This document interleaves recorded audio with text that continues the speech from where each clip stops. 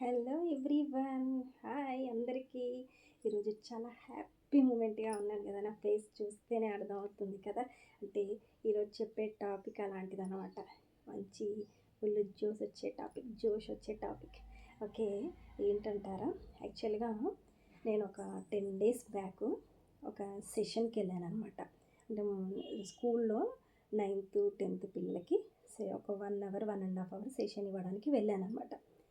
అయితే అక్కడ ఒక అప్రాక్సిమేట్లీ 200 మెంబర్స్ ఉన్నారు. అమ్మాయిలు కానీ అబ్బాయిలు కానీ అలా ఉన్నారు. నేను సెషన్ ముందుకు మాట్లాడుతూ ఉండి ఒక 1/2 hour తర్వాత పిల్లల ఇంట్రెస్ట్ మూడ్లోకి తీసుకురావడానికి పిల్లలకి ఏమి ఇష్టమో ఇలా అడుగుతూ ఉన్నానన్నమాట.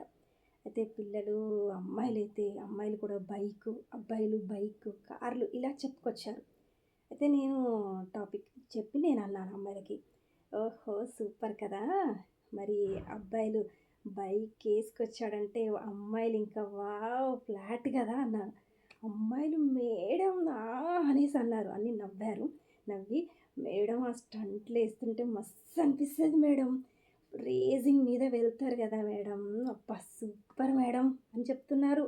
అసలు వాళ్ళ టీచర్స్ కూడా అక్కడే ఉన్నారండి. ఇంకా అసలు అబ్బాయిలేమో చిన్న చిన్న పిల్లలే, 9th-10th పిల్లలే. ఇంకా వాళ్ళు ఫ్యాషన్గా అమ్మాయిలను ఇంప్రెస్ చేయడానికి ఇంట్లో గొడవపడి బైక్ నడుపుతూ ఉన్నారు. పేరెంట్స్ ఏమనుకుంటున్నారు, బైక్ ఇస్తే పోనీ చిన్న చిన్న మాకేదైనా అవసరమైనవి తేవడానికి యూజ్ చేస్తున్నారు అనుకుంటున్నారు.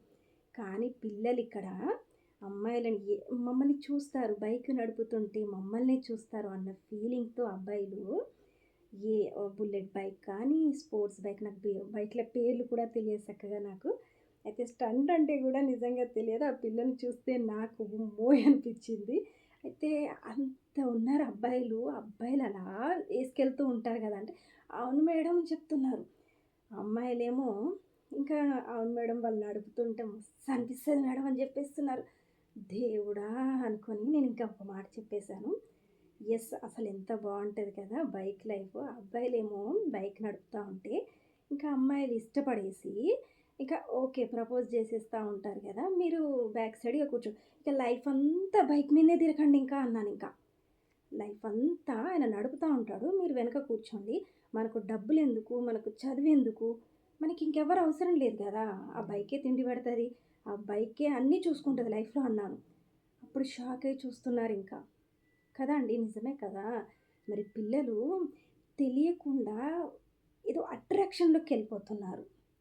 వాళ్ళకి ఎవరో ఒకరు పుష్ చేయడం, చెప్తూ ఉండడం. అంటే ఇప్పుడు పేరెంట్స్ కూడా అప్పుడప్పుడు నీకెందుకురా బైకు, నీకు పెద్దగా కావాలి ఇంకా అని కొన్ని వాళ్ళకు ఇంపార్టెంట్ మోరల్ వాల్యూస్ చెప్తూ ఉంటే వాళ్ళు కొంచెమన్నా సెట్ అవుతారేమో అనేసి నేను షాక్ అయ్యానండి నిజంగా. సెషన్లో అసలు ఆ టీచర్స్ కూడా నవ్వుతున్నారు, మేడం మా పిల్లలు ఇలా ఉన్నారు ఇప్పటి జనరేషన్ అంటున్నారు. ఒక్కసారిగా నేను చెప్పేసరికి ఇంకా షాక్ అయిపోయారు.